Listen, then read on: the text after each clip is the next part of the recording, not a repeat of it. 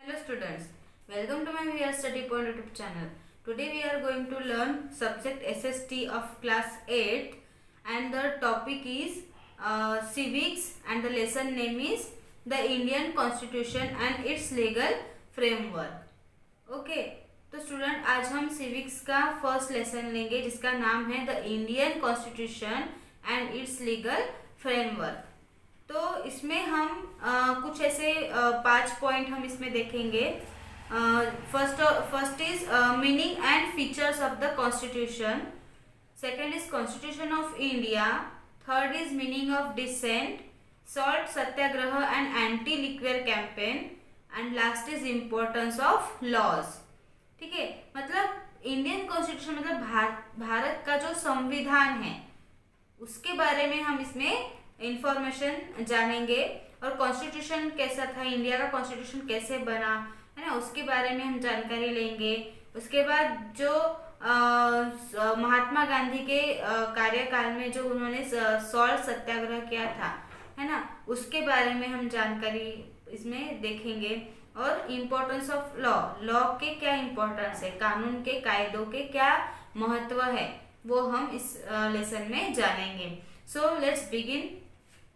Every country or state needs a set of fundamental laws according to which it can be governed. This set of fundamental laws or governing principles is called the constitution of that country. मतलब हर country को किसकी जरूरत होती है, किसी fundamental laws की जरूरत होती है, कानून की जरूरत होती है, कायदों की जरूरत होती है, रूल्स की जरूरत होती है। तो उसको रूल्स को मतलब बनाने के लिए क्या जरूरी होती है, गवर्नमेंट जरूरी होती है। कोई एक पर्टिकुलर गवर्नमेंट हमें जरूरी होती है हर कंट्री के लिए। हर कंट्री को चलाने के लिए कोई एक शासन जरूरी होता है।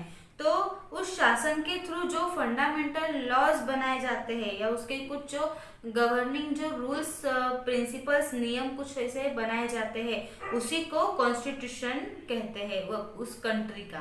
ठीक है, उस कंट्री से रिलेटेड जो भी प्रिंसिपल्स, जो भी नियम, जो भी रूल्स उसमें बनाए जाते हैं उसी को कॉन्स्टिट्यूशन कहते हैं, संविधान कहते हैं। Okay, law can be defined as a system of rules and guidelines that are enforced through political and social institutions to deal with crime, maintain order and regulate social behavior।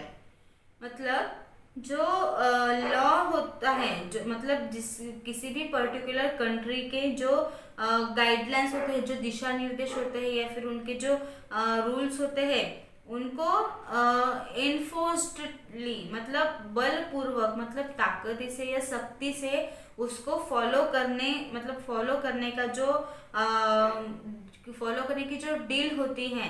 ठीक है, मतलब वो जो रूल्स हैं वो किससे लागू होते हैं, जैसे कंट्री में कोई क्राइम्स हो रहे हैं, गुनाह के अपोजिट जो रूल्स लगाए जाते हैं है ना, या फिर कोई मतलब कोई ऐसे सोशल बिहेवियर्स होते हैं, मतलब समाज में आपको कैसे बिहेव करना है उसके भी कुछ रूल्स होते हैं।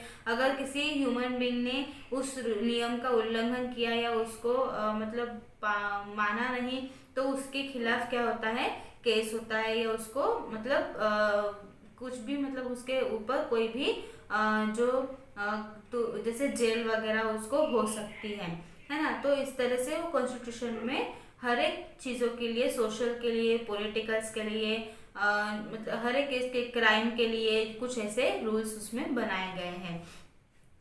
तो अब हम देखेंगे the constitution of India, Bharat का संविधान। The Constitution of India was enacted on 26 November 1949 and came into effect on 26 January 1950।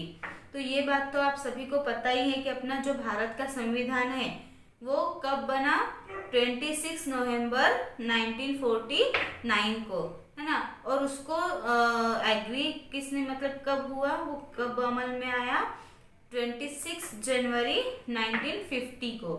ठीक है, Some of the leaders who played in its drafting were Dr. Baba Saheb Ambedkar, Jawaharlal Nehru and Sardar Vallabhbhai Patel, Sarojini Naidu, Dr. Rajendra Prasad and Dr.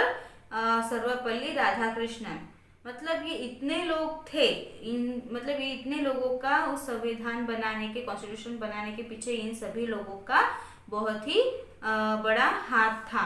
ठीक है, जो doctor बाबा साहब आम्बेडकर है, और कौन है, जवाहरलाल नेहरू है, डॉक्टर सर्वपल्ली राधाकृष्णन है, और सरदार वल्लभ भाई पटेल है, सरोजिनी नायडू जी है, और डॉक्टर राजेंद्र प्रसाद। ठीक है, इतने लोगों ने मिलकर ये कॉन्स्टिट्यूशन को बनाया है। It is the longest written constitution in the world. पूरी दुनिया का सबसे लॉन्गेस्ट जो कॉन्स्टिट्यूशन है वो अपने इंडिया का है, सबसे बड़ा सबसे लंबा कॉन्स्टिट्यूशन है अपने इंडिया का।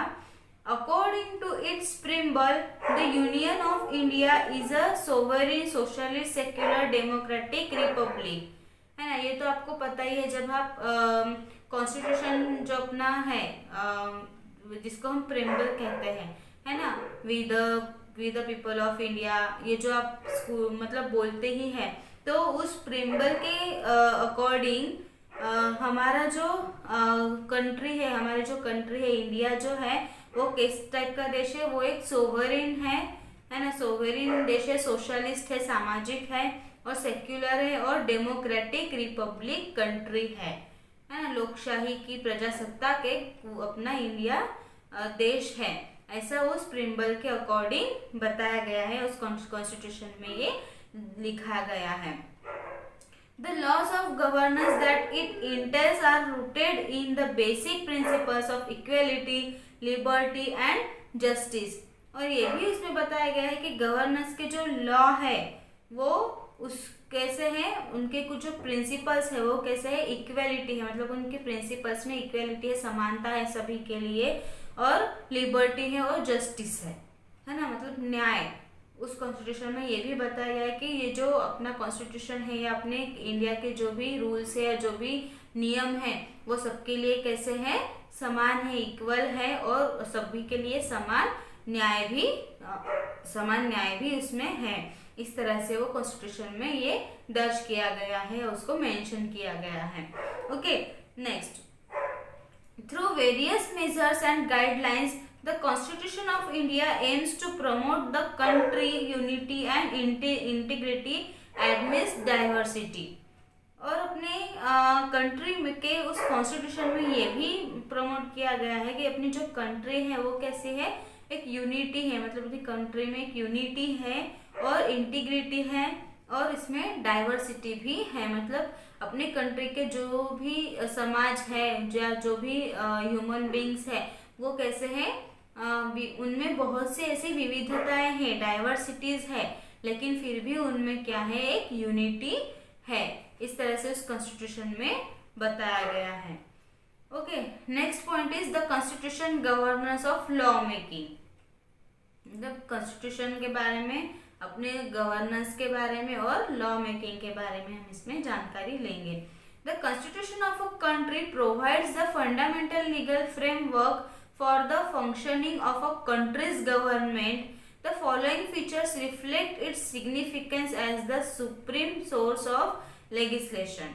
मतलब इसमें बताया गया है कि अपना जो कॉन्स्टिट्यूशन है अपने कंट्री का, वो हमें जो फंडामेंटल जो लीगल रचनाएं प्राप्त करवाता है, या उससे जो हमें फंडामेंटल जो राइट्स मिले हैं, ठीक है, तो वो क्या है, कंट्री के कुछ ऐसे मतलब अपने कंट्री की जो गवर्नमेंट है उसके कुछ फंक्शंस है, ठीक है। तो नीचे कुछ ऐसे अपने लेजिस्लेशन के, अपने संसद के जो सोर्सेस है उनके बारे में कुछ हमें सिग्निफिकेंस दिए हैं, कुछ फीचर्स बताए हैं, वो हम देखेंगे।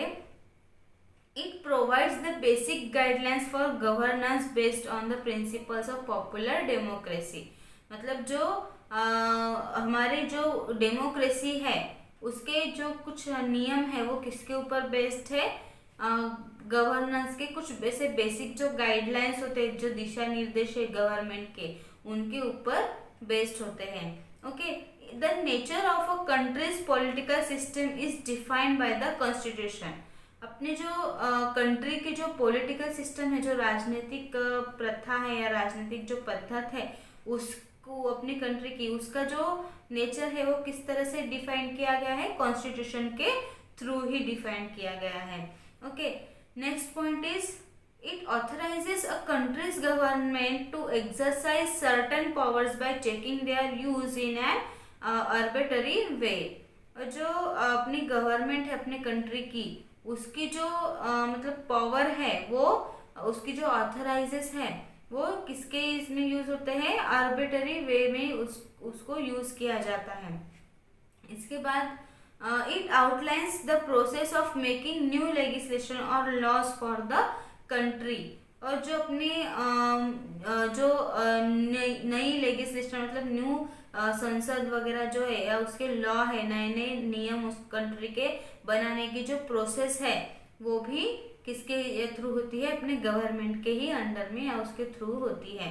The duties and rights of the people of the country are laid down in the constitution.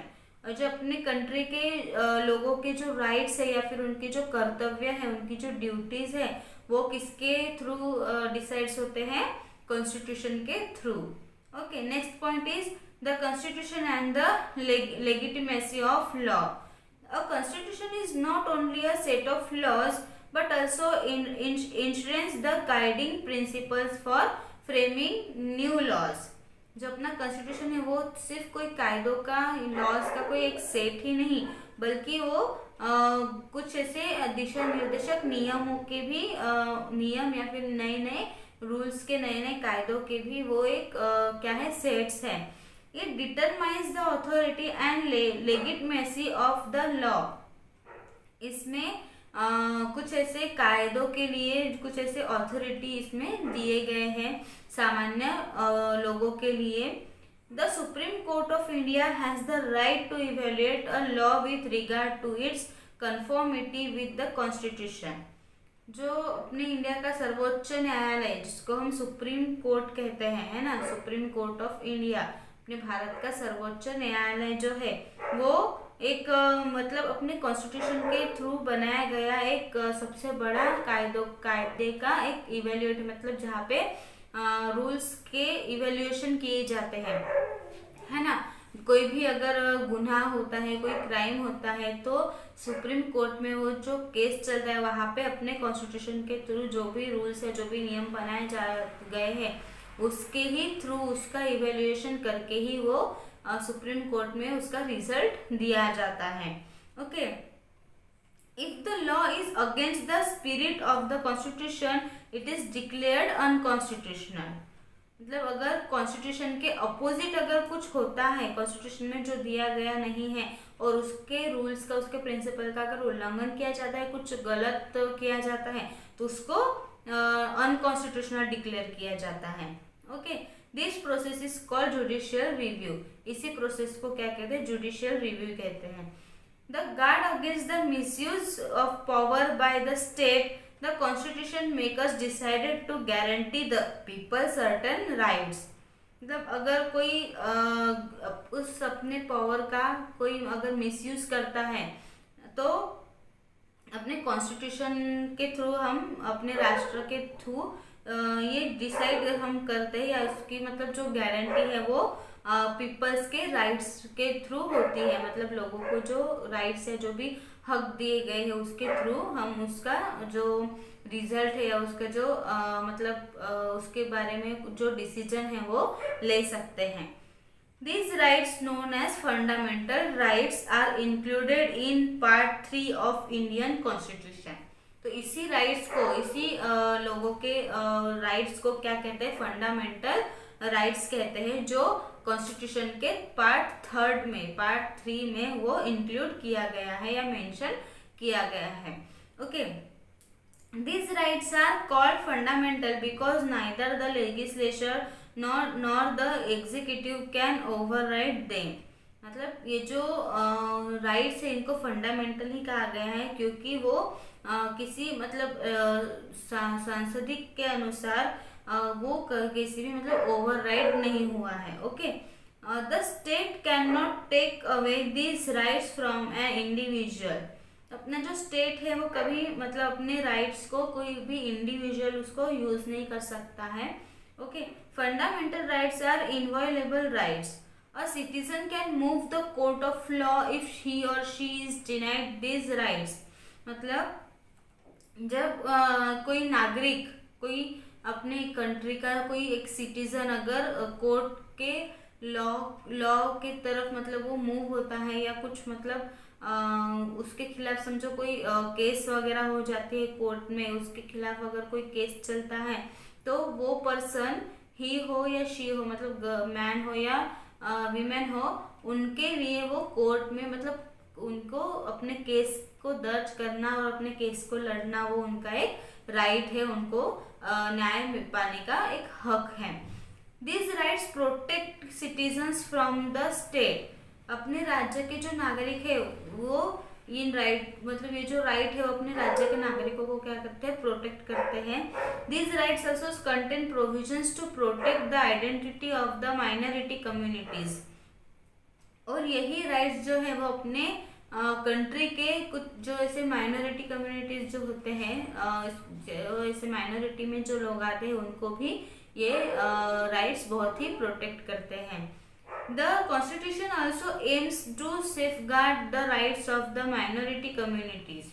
ये जो नियम है या ये जो राइट्स है वो कॉन्स्टिट्यूशन के हिसाब से ये माइनॉरिटी कम्युनिटीज के लिए बहुत ही एक मतलब सेफ गार्ड की तरह ये रूल्स या फिर ये जो राइट्स है वो यूज किए जाते हैं।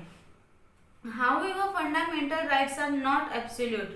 The Constitution imposes certain limits on the enjoyment of these rights in the interest of the society.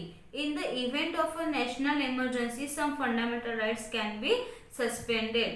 मतलब जब कभी ये फंडामेंटल राइट जो है कभी कभी एब्सोल्यूट भी नहीं होते, मतलब वो कन्फर्म भी नहीं होते हैं, क्योंकि कॉन्स्टिट्यूशन में ये बताया गया है कि जब भी कोई पर्सन अपने अधिकारों के द्वारा अपने सिर्फ इंजॉयमेंट के लिए अपने अधिकारों का कुछ जो कोई मिसयूज करता है या उसकी लिमिट क्रॉस करता है तो उसके जो नेशनल फंडामेंटल्स जो है, राष्ट्रीय जो अधिकार है, उनके कर्तव्य जो है या उनके हक जो है वो क्या किए जाते हैं, सस्पेंड किए जाते हैं।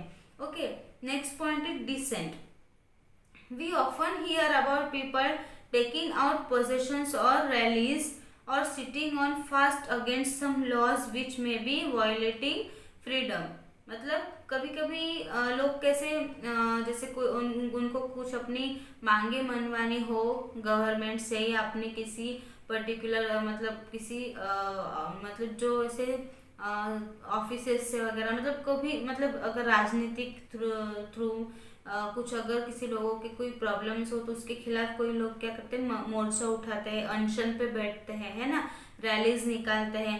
तो इसका मतलब इसका भी लोगों को क्या है, फ्रीडम है, वायलेंटिंग फ्रीडम है ना, कॉन्स्टिट्यूशन के थ्रू कि वो अपने हक के खिलाफ आवाज उठा सकते हैं और अपने हक के लिए वो मोर्चा निकाल सकते हैं, रैली कर सकते हैं। Such an expression of disagreement और opposition is term as dissent. Dissent has an important role in democracy as it expresses people's freedom to oppose a law that violates their interest। मतलब जो law के opposite जाके जो violence करते हैं, जैसे लोग अपना फ्रीडम जो है वो एक्सप्रेस करते हैं, तो ऐसे ही इसमें डेमोक्रेसी में सबसे इम्पोर्टेंट रोल होता है डिसेंट जिसे कहते हैं। ठीक है, डिसेंट जो है वो बहुत ही इम्पोर्टेंट रोल है डेमोक्रेसी में, क्योंकि लोगों को इसका हक है, ये लोकशाही भारत है, तो यहाँ पे लोग अपने थ्रू अपने न्याय के लिए वो कुछ भी मतलब कर सकते हैं, रैली निकालना, मोर्चा निकालना, अनशन पे बैठना, है ना, तो ये सब चीज़ें वो डेमोक्रेसी की वजह से कर सकते हैं। A brief discussion on the salt satyagraha led by Mahatma Gandhi during the colonial period and the anti-liquor campaign launched in 1991 in Andhra Pradesh will give you a better understanding of what makes dissent so important। तब आगे जो गांधी जी द्वारा जो lead किया गया था salt सत्याग्रह और anti liquid campaign जो 1991 में वो लॉन्च हुआ था आंध्र प्रदेश में, तो इसके बारे में भी हम आगे जानकारी प्राप्त करेंगे। उसी में हम ज़्यादातर समझेंगे कि डिसेंट जो है वो इम्पोर्टेंट क्यों है। तो next point is the salt Satyagraha. Salt law was imposed by the British government in 1882. According to this law, the collection or production of salt by anyone without permission of the colonial authorized was declared unlawful.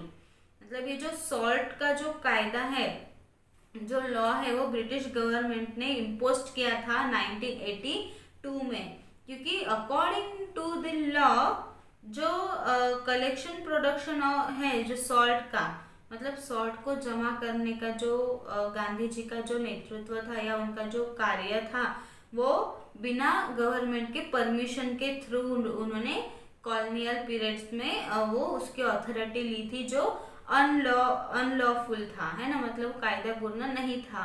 तब British की government चलती थी, तो ब्रिटिशों ने इसके लिए कोई भी स्वीकृति या कोई भी मतलब उनको स्वीकार नहीं किया था उनकी इस सत्याग्रह को. तो इसीलिए उसको इम्पोज किया गया था और उसको मतलब गवर्नमेंट के खिलाफ जाना और आवाज उठाना, इस तरह से मतलब एक द्रोह, मतलब एक बहुत बुरा मतलब जैसे किसी लॉ का या किसी रूल का उल्लंघन करना, इतना वो भयानक मतलब दोष उन्होंने लगाया था ब्रिटिशों ने. Besides, a tax was also imposed on salt which affected the common people.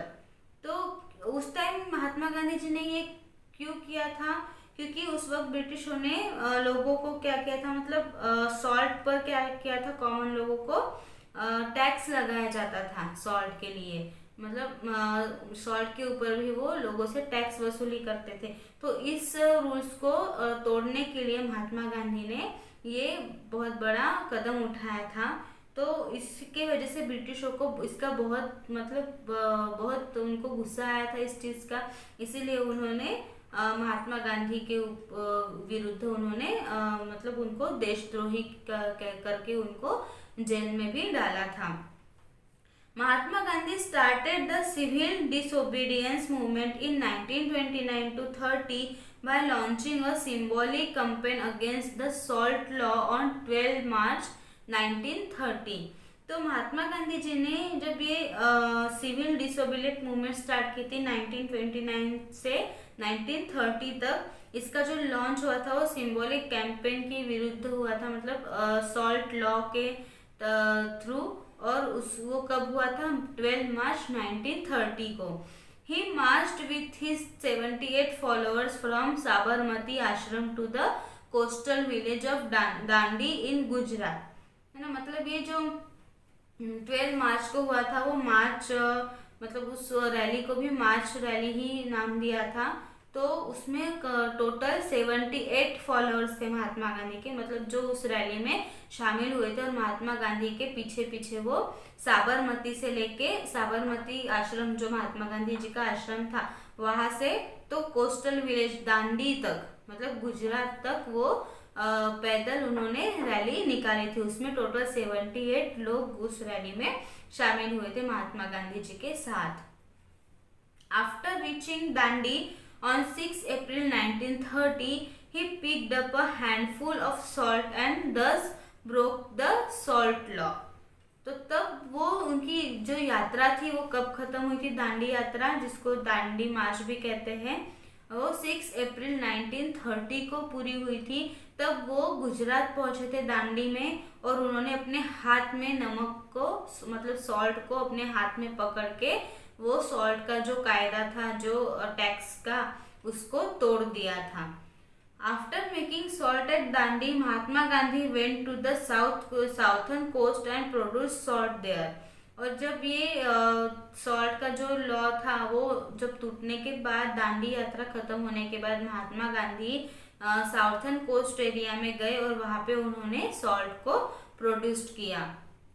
He staged a satyagraha at the Dharasana salt works 25 miles south of Dandi.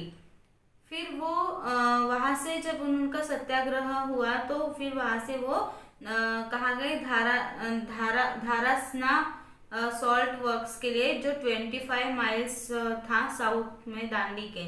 ठीक है। The Dandi march and the Dharasana satyagraha drew world wide attention to the Indian independence movement through extensive media coverage. तो ये जो दांडी मार्च और तो धारासना सत्याग्रह जो था, ये पूरा वर्ल्ड वाइड मतलब पूरी दुनिया का जो अटेंशन था वो सब इनकी तरफ हो गया था। और ये जो अटेंशन था इंडिया का, वो इंडियन इंडिपेंडेंस मतलब भारत के स्वतंत्रता के मूवमेंट के तरफ वो बढ़ता गया। The salt Satyagraha campaign was based on the principle of non violent protest और सत्याग्रह। ये जो सत्याग्रह था सॉल्ट का, ये जो सत्याग्रह की जो कैंपेन थी वो किसके ऊपर बेस्ड थी? जो वायलेंट का जो रूल था या उसके जो प्रिंसिपल्स थे उसके ऊपर वो बेस्ड थे। In early 1930s, the Indian National Congress chose satyagraha as the main tool attain independence from the British rule. जब ये 1930 के बाद नेशनल कांग्रेस ने, जब कांग्रेस की राजनीति थी, तब कांग्रेस ने फिर ये भारत को ब्रिटिश रूल के गुलामी से बाहर निकालने का उन्होंने मतलब उन्होंने डिसीजन लिया। ठीक है। The Dandi march and the Dharasana satyagraha demonstrated the effective use of civil disobedience as a technique for fighting social and political injustice. तो ये जो दांडी मार्च था, मतलब जो सॉल्ट का जो सत्याग्रह था वो, और धारासना सत्याग्रह, ये दोनों भी जो सत्याग्रह थे वो सिविल ओबीडियंस के लिए बहुत ही ज़्यादा इफेक्टिव रहे। और उसकी जो टेक्निक थी फाइटिंग की, मतलब सामाजिक जो लड़ाई या फिर पॉलिटिकल जो अन्याय था उसके खिलाफ ये लड़ाई बनी थी। This inspired American civil rights activities और Martin Luther King junior and his fight for civil rights for blacks and other minority groups in the 1960s। इसके बाद इससे इंस्पायर्ड होके जो अमेरिकन लोगों ने भी अपने कंट्री को, इंडिया, अपने ब्रिटिश को ब्रिटिश रूल से मुक्त करने के लिए उन्होंने भी कुछ ऐसे राइट्स और एक्टिविटीज उन्होंने भी किए। जब वहाँ पे मार्टिन लूथर किंग जो जूनियर थे उनके खिलाफ उन्होंने फाइट की थी सिविल राइट्स में।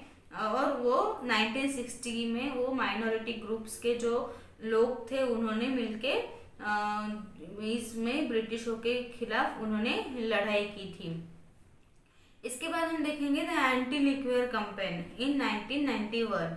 इन 1991 a group of women from the Dubagunta village of Nellora district in Andhra Pradesh began a protest movement against the widespread practice of alcoholism among the male members of their families।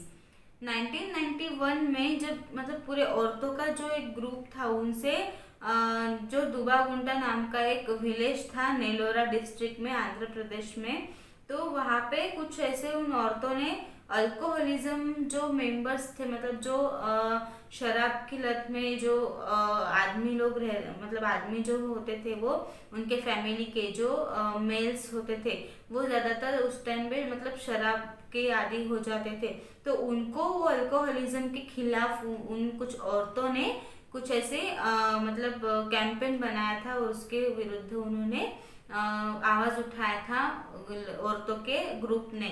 तो उसी को anti liquor campaign कहा जाता है।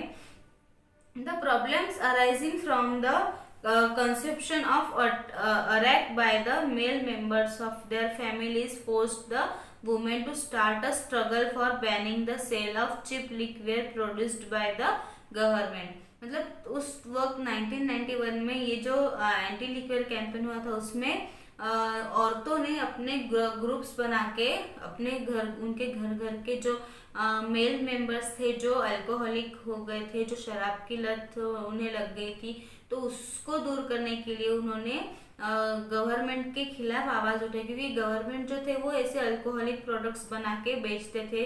तो और उनके mails को, मतलब जो अपने कंट्री के मेल्स को ये अल्कोहलिक की आदत मतलब लग गई थी।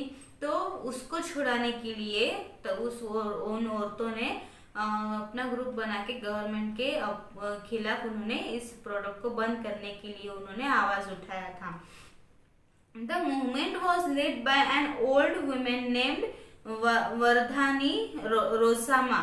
It started with Rosama resisting a local attack contractor from unloading liquor in her village in April 1991. इस मूवमेंट में या इस कैंपेन में एक जिन्होंने इस वुमेन्स ग्रुप को लीड किया था उसका नाम था वर्धानी रोजामा। एक वीमेन थी जिसने इस कैंपेन का या इस ग्रुप का लीडर रोल किया था। तो उन्होंने अप्रैल 1991 को उनके विलेज में एक जो ये मतलब जो लिक्वेयर का जो एक ट्रक या फिर जो एक बड़ी गाड़ी या ट्रांसपोर्ट होता था, तो उस पर उन्होंने अटैक किया था। और इसमें उन्होंने उनके गांव में जो अप्रैल 1991 में इस जो ट्रांसपोर्ट पर अटैक किया था और उन ब्रिटिशों के खिलाफ उन्होंने युद्ध भी किया था। Subsequently, she organized the women and led protests which eventually forced the Arak traders to leave the area. और उसके साथ ही उन्होंने अपने वीमेन ग्रुप को प्रोटेस्ट किया था और ब्रिटिशों को अपने एरिया को या उनके विलेज को या उनके कंट्री को छोड़ के जाने के लिए उन्होंने उनके खिलाफ बहुत बड़ा युद्ध छेड़ा था और आवाज भी उठाया था। As a result of this movement, a statewide ban was imposed on the sale of alcohol in 1995. और इसका जो रिजल्ट आया वो बिल्कुल पॉजिटिव रिजल्ट आया। जब औरतों ने ब्रिटिशों के खिलाफ आवाज उठाए, इतने कुछ उन्होंने अल्कोहल को बंद करने के लिए जो भी काम किया था, उसके बाद ये जो अल्कोहल था वो 1995 में उसके ऊपर बैन आ गया था।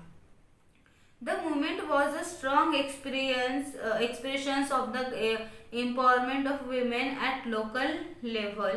It clearly showed how they could mobilize support on important issues and force the government to take action against a practice that was harmful for the society. मतलब इन औरतों ने अपनी पावर दिखा के ये साबित कर दिया था कि ये लोकल लेवल के भी औरतें जो होती है वो मतलब बहुत कुछ कर सकती है। इन्होंने अपने ताकत के अनुसार गवर्नमेंट के अपोजिट उन्होंने युद्ध किया या आवाज उठाई और जो अपनी कंट्री के लिए, अपने गांव के लिए जो भी हार्मफुल चीजें थी उसको बंद करवा दिया गया। इसके बाद हम नेक्स्ट टॉपिक हम देखेंगे the importance of law. Law का क्या इम्पोर्टेंस होता है। All of us want to live in an environment in which we can freely pursue our goals without the fear of operations, injustice and discrimination. मतलब हम सबको इस environment में, इस नेचर में जीने के लिए, हमें फ्रीली जीने के लिए, अपने गोल्स को अचीव करने के लिए और बिना किसी डर के हमें कोई भी काम करने के लिए और इनजस्टिस और डिस्क्रिमिनेशन जो भेदभाव है उसको दूर करने के लिए हमें इस पूरे इन्वायरमेंट में जीने का क्या मिला है, अधिकार मिला है, हक मिला है। ठीक है, तो ये सब जो हमें मिला है वो किसके थ्रू मिला है, लॉ की वजह से मिला है। Okay, however it is impossible to have such an environment unless there is a certain mechanism to regulate our existence and pave the way for healthy and equal opportunities of growth। तो ये जो सब चीजें हुई है ये मतलब इस इन्वायरमेंट में इस तरह से फ्रीली जीने का, हमें अपना गोल अचीव करने का जो चांस हमें मिला है, जो हक हमें मिला है, वो इम्पॉसिबल ही था अगर ब्रिटिश के मतलब लोगों के थ्रू, अगर उस वक्त अपने कंट्री में कुछ ऐसे बड़े महान लोग ना हुए होते जिन्होंने इतना कुछ किया अपने कंट्री के लिए, अपनी कंट्री को ब्रिटिशों से मुक्त करने के लिए, तो उनके बिना हमें ये सब नहीं मिलता था। और गवर्नमेंट ने भी सभी लोगों को, सभी पीपल्स को से अपना गोल प्राप्त करने के लिए इक्वल अपॉर्चुनिटीज दी और अपने ग्रोथ करने के लिए भी समान संधि दी सभी को। ठीक है, इसके बाद है This is the major reason why we need a certain set of laws. The following case study shows how proper and effective laws can liberty and society from negative practices and customs. मतलब इसमें बताया गया है कि ये सब कौन से, इसके लिए भी बहुत बड़े कुछ ऐसे मेजर रीजंस थे जो हमें लॉज की बहुत ही ज़्यादा ज़रूरत पड़ी थी। तो उसके कुछ ऐसे रीजंस भी थे, वो हमें नीचे एक केस स्टडी में बताया गया है, वो हम देखेंगे। डाउरी, ठीक है, डाउरी और case study. Dowry can be defined as the money and goods that a bride's family gives to the groom at the time of marriage. Dowry means क्या है, दहेज। ठीक है ना, डाउरी को क्या कहते हैं, दहेज कहते हैं। तो उस वक्त में उस काल में जब शादी में किसी मतलब दुल्हन के थ्रू दूल्हे को क्या दिया जाता था, दहेज दिया जाता था, कुछ ऐसे धन दिया जाता दहेज के रूप में, है ना, ज्वेलरीज दी जाते थे, पैसे दिए जाते थे, तो उसको दहेज कहते हैं। मैरिज के टाइम पे वो दिया जाता था। It is an ancient custom which continues to exist in some part of the world, mainly South Asia. तो ये जो मतलब प्राचीन काल में या प्राचीन संस्कृति में ये सबसे ज़्यादा होता था और ज़्यादातर वो साउथ एशिया में ही सबसे ज़्यादा दहेज की प्रथा चालू थी। इन इंडिया डाउरी मीन्स दहेज इन हिंदी एंड जहेज इन उर्दू।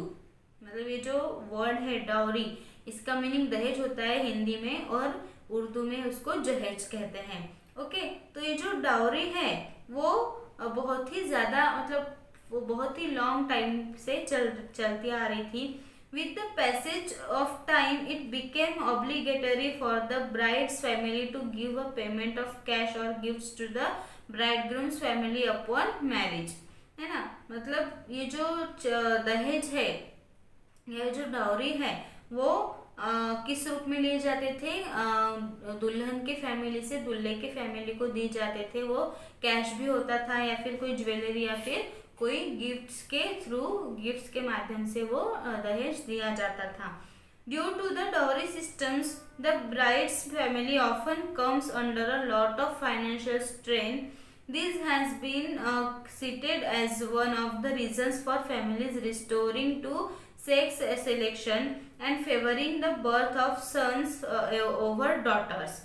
मतलब इस डाउरी प्रथा की वजह से, इस दहेज की प्रथा की वजह से जो ब्राइड्स की फैमिली थी, मतलब दुल्हन की जो फैमिली थी, वो बहुत ही ज़्यादा फाइनेंशियल प्रॉब्लम्स में आती थी। और इसी की वजह से मतलब उस काल के फैमिलीज में यही सोचा जाता था कि हमेशा मतलब सन को, लड़के को बहुत ज़्यादा मान्यता दी जाती थी और लड़की को बहुत ही कम। अगर किसी घर में लड़की पैदा हुई तो उनके पेरेंट्स को बहुत ही ज़्यादा चिंता हो जाती थी और उनके पेरेंट्स बहुत ही निराश हो जाते थे कि हमारे घर में लड़की हुई, अब उसको दहेज इकट्ठा करो। उसको बचपन से ही पैसा इकट्ठा करना चालू कर देते थे शादी के लिए, है ना। तो ऐसे मतलब वो पेरेंट्स को बहुत ही ज़्यादा टेंशन हो जाता था कि घर में लड़की पैदा हुई, तो इसलिए हर कोई उस वक्त में लड़का ही चाहता था कि नहीं, हमें लड़का ही होना चाहिए करके, क्योंकि लड़का अगर हुआ तो जो दहेज है वो हमें मिलती है ना, ना कि किसी को देनी पड़ती है। तो इसलिए लड़की के बारे में सोचते ही उस काल के जो पेरेंट्स होते थे वो बहुत ही मतलब लड़की को बहुत ही बुरा मानते थे और लड़की पैदा होने पर वो बहुत ही अपनी अस्वीकृति और नाराजगी दिखाते थे। इसलिए तब से वो सेक्स सिलेक्शन में बहुत ज़्यादा डिफरेंस चालू हो गया और उनमें मतलब लड़का लड़की में बहुत ही ज़्यादा भेदभाव होना स्टार्ट हो गया। The problem first gained national attention in India during the 1970s when a new generation of female journalists began investigating the cause of suspicious deaths of young brides. उसी से कुछ ऐसे प्रॉब्लम स्टार्ट हुई। First problem जो हुई अपने national attention में India में 1970 में, कि जब नई जनरेशन जब स्टार्ट हुई फीमेल्स की, तो उसमें बहुत ही ज़्यादा ऐसे औरतों के या फिर फीमेल्स के डेथ्स की जो संख्या थी वो बहुत ज़्यादा बढ़ गई थी। ज़्यादातर यंग ब्राइड्स की, मतलब जो तरुण या तरुणी जो होते हैं लेडीज, उनके मरने की खबरें या फिर उनकी डेथ की जो संख्या थी वो बहुत ज़्यादा बढ़ गई थी, क्योंकि दहेज की वजह से उनके पेरेंट्स गरीब होने की वजह से लड़की की शादी नहीं होती थी। तो ऐसे लड़कियां क्या करते थे, वो सुसाइड ही कर देते थे, है ना। तो इसलिए उनकी जो संख्या थी वो बहुत ज़्यादा बढ़ गई थी। Statistics show a large increase in such deaths since the 1980. The cases of domestic violence due to dowry are also on the rise. और फिर ये जो स्टैटिस्टिक्स शो है वो सबसे ज़्यादा इंक्रीज कब हुआ, मतलब लेडीज के डेथ का, वो हुआ 1980 में, ठीक है। और इस केसेस में जो उसके बाद दहेज के विरुद्ध, दहेज के वजह से डोमेस्टिक वायलेंस स्टार्ट हो गया। मतलब अगर किसी शादी के बाद भी अगर कोई मतलब दहेज मांगता है, तो उसके बाद अगर दहेज नहीं मिलते तो वो क्या करते थे, डोमेस्टिक वायलेंस मीन्स घरेलू हिंसा, है ना। मतलब घर में अपनी बहू को या अपनी बेटियों को मारहान करना, है ना। सास ससुर का जो अपनी बहू के साथ जो व्यवहार होता था वो बहुत बुरा होता था। अगर दहेज नहीं दिया, पैसा नहीं दिया, तो वो क्या करते थे, अपने घर में ही अपने बहू को मारते थे या फिर उसको जला देते थे, है ना। इस टाइप के बहुत से ऐसे डोमेस्टिक वायलेंस स्टार्ट हो गए थे इस दहेज की प्रथा की वजह से। इसके बाद हम नेक्स्ट पॉइंट देखेंगे, dowry laws in India. Bharat में फिर इसमें डाउरी के अपोजिट, मतलब डाउरी के लिए कौन से लॉज बनाए गए। The government of India has passed a number of civil laws, criminal laws and special legislative acts against the practice of dowry in India. Some of them are follows. ठीक है, मतलब government ने, अपने India की government ने ऐसे बहुत से लॉज उन्होंने पास किए, जैसे सिविल लॉज है, क्रिमिनल लॉज है ना। स्पेशल कुछ ऐसे लॉज उन्होंने बनाए थे। इसमें से जो कुछ डाउरी के बारे में भी कुछ ऐसे उन्होंने लॉज बनाए थे, उसके बारे में बताया गया है। The first point is the payment of dowry was prohibited by the passing of the dowry prohibition act 1961. Subsequently, section 304B, 406 and 498A of the Indian Penal Code have been enacted to make it easier for the wife to seek redressal for wrongful acts perpetrated by the in-laws. मतलब यहाँ पे बताया गया है कि दहेज की जो पेमेंट है, दहेज के जो पैसे हैं, वो डाउरी प्रोहिबिशन एक्ट 1961 के थ्रू वो क्या किए गए, प्रोहिबिटेड किए गए या पास किए गए, ठीक है। और गवर्नमेंट के लॉ के अनुसार सेक्शन 304B, 406 और 498A के तहत, इंडियन पेनल कोड के तहत, ये जो डाउरी का जो लॉ है वो बनाया गया। और उसमें वाइफ के लिए ये जो मतलब बहुत ही इजी ये बातें बनाई गई, और उनको ये जो दहेज है वो क्या है, एक रॉन्ग है, इसके बारे में वो गवर्नमेंट ने एक लॉ बनाया। A civil remedy was enforced in 2005 to protect women against any harassment, including those inflicted by her husband or in-laws for dowry. This civil remedy is called the Domestic Violence Act of 2005.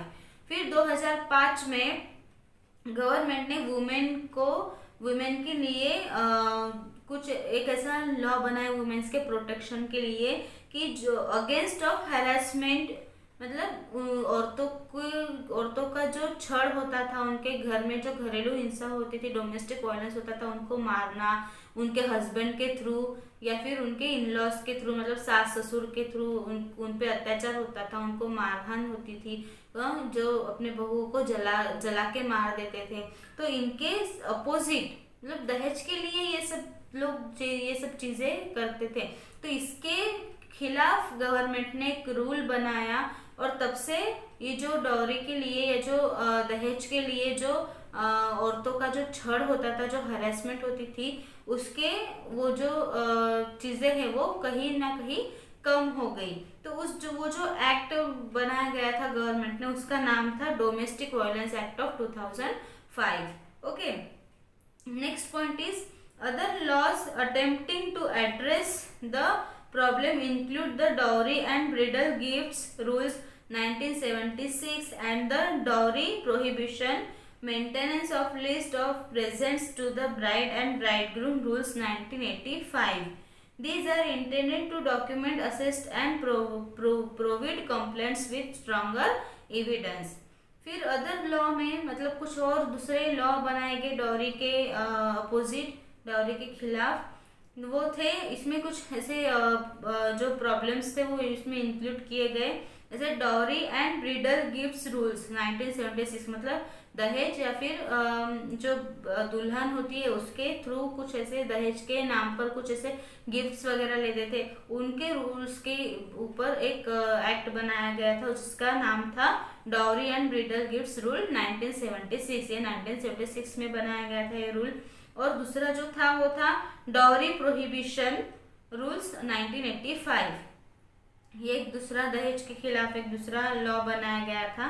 तो इस तरह से कुछ ऐसे laws बनाए गए और उसके खिलाफ मतलब अगर किसी भी पर्टिकुलर कोई भी ब्राइडल या फिर कोई भी गर्ल या वुमेन्स के साथ अगर ऐसा कुछ दहेज के लिए कुछ ऐसा अत्याचार हो रहा है, घरेलू हिंसा हो रही है ना, हरेसमेंट हो रही है, तो उनके जो डॉक्यूमेंट्स है, मतलब उनके जो प्रूफ्स है ना, या उनके जो कंप्लेंट है उसके बारे में जो एविडेंस होते हैं, प्रूफ होते हैं, उसको अगर वो उस ब्राइडल के थ्रू अगर स्ट्रांग एविडेंस है तो उसको देख के वो लोग क्या करते थे, गवर्नमेंट ने उसके खिलाफ केस दर्ज करके उनको सख्त से सख्त सजा देने का उन्होंने रूल बनाया था।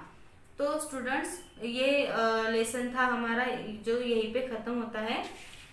ठीक है, तो इस लेसन में हमने देखा इंडियन कॉन्स्टिट्यूशन और जो गवर्नमेंट ने जो जो रूल्स बनाए थे है ना, हर एक चीज़ों के बारे में, क्राइम्स के बारे में है ना, हरासमेंट के बारे में और डॉरी के बारे में। तो ये सब जो हमने इस लेसन में पढ़ा, आई होप आपको ये सब मतलब समझ में आ गया हो। और अगर आपको इस टॉपिक से या इस सब लेसन से रिलेटेड अगर आपको कोई भी डाउट हो तो आप मुझे कमेंट बॉक्स में पूछ सकते हैं। Thank you.